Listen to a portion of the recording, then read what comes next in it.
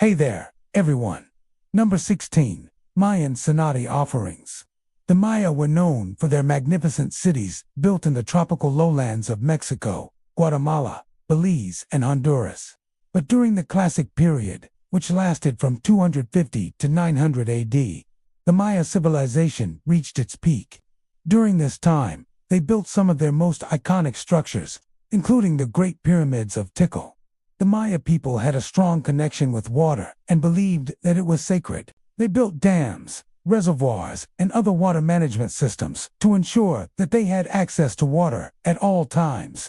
The Maya also made offerings to the gods to ensure that they continued to receive the benefits of water. These offerings were made in the form of precious items, such as jade jewelry and ornaments, as well as food items such as maize, beans, and squash. They also made human sacrifices to the gods, which were usually criminals or people who had been captured in war. The Maya believed that these sacrifices were necessary to keep the gods happy and to ensure that they would continue to receive the blessings of water. The Maya also made offerings to the gods at natural springs and caves, which were considered to be sacred places. One of the most famous examples of this is the Chichen Itza, where the Maya people made offerings to the god of rain at a natural cenote, or sinkhole filled with water. It is believed that these offerings were made in order to protect the city from drought and to ensure that the rains would come when it was needed. But did these offerings actually work? The answer is probably not.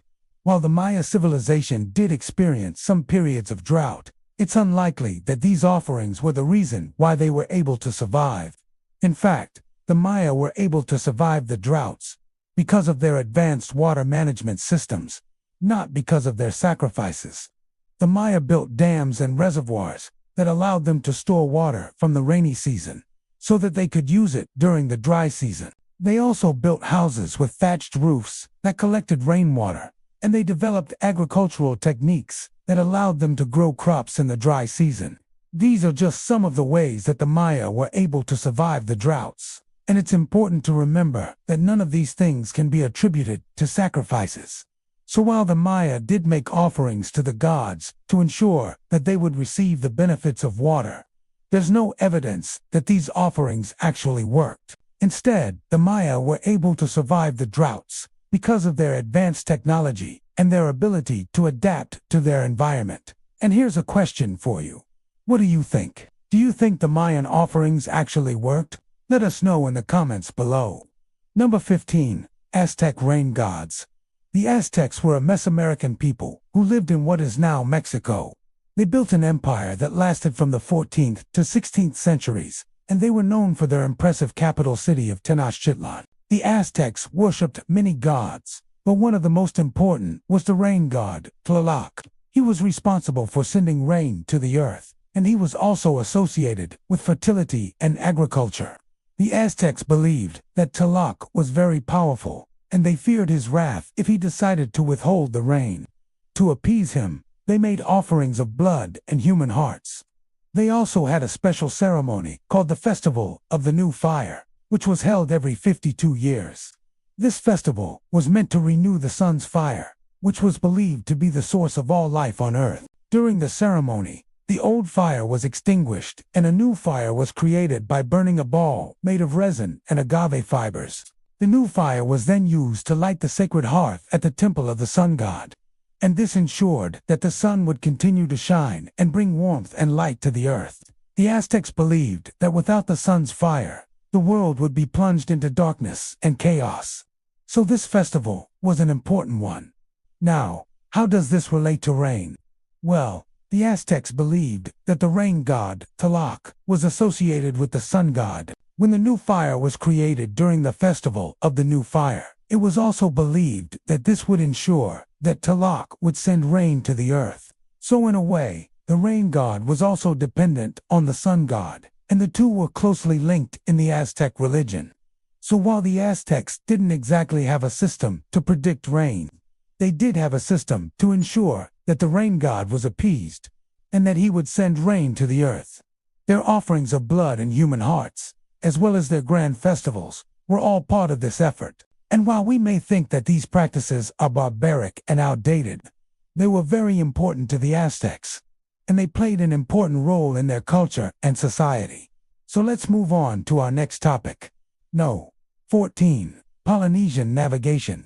The Polynesians are known for their incredible seafaring abilities and their mastery of navigation. They were able to explore and settle islands over vast stretches of the Pacific Ocean. And they did this without any modern tools or technology. The Polynesians were able to navigate using a variety of methods, including celestial navigation, which is the practice of using stars and other celestial bodies to determine location and direction. The Polynesians memorized the positions of stars and constellations, and they used this knowledge to navigate the ocean. They also used tools such as star compasses, which were simple devices made from bone or wood that helped them to keep track of their direction. In addition to celestial navigation, the Polynesians also used a technique called wayfinding, which involved reading the signs of nature to determine their location and direction. Wayfinding involved observing the shapes of clouds, the direction of waves, and the behavior of birds and other animals. All of these methods were used in combination with each other to help the Polynesians navigate the ocean. They were able to travel long distances and explore new islands without getting lost. And this is truly a remarkable feat when you consider the challenges of navigating the open ocean without modern tools. The Polynesian people were masters of navigation, and their skills allowed them to explore and settle islands over vast stretches of the Pacific Ocean. They used a combination of celestial navigation, wayfinding, and other techniques to navigate the ocean, and their skills are truly remarkable. Okay, moving on to number 13. Ancient Greek and Roman engineering. The ancient Greeks and Romans were known for their impressive engineering feats, and one of their most notable accomplishments was their construction of roads. The Romans, in particular, were famous for their road-building abilities, and their roads were some of the most extensive and well-built roads in the ancient world. The Roman road network was a key part of their empire, and it allowed them to transport goods and troops throughout their vast territory. The Romans used a variety of techniques to build their roads, and they were able to construct roads that were durable and could withstand the test of time. They used materials such as stone and concrete to build roads that were strong and resistant to wear and tear. They also used techniques such as the construction of arches and aqueducts to overcome obstacles such as rivers and hills. The Roman road network was so extensive that it covered much of Europe, North Africa, and the Middle East. The roads were typically straight and level, and they were designed to allow for the easy passage of chariots and other vehicles. The Romans also built milestones along their roads to help travelers keep track of their distance. The ancient Greeks also accomplished impressive engineering feats, and they were known for their construction of buildings and monuments, such as the Parthenon and the Colossus of Rhodes.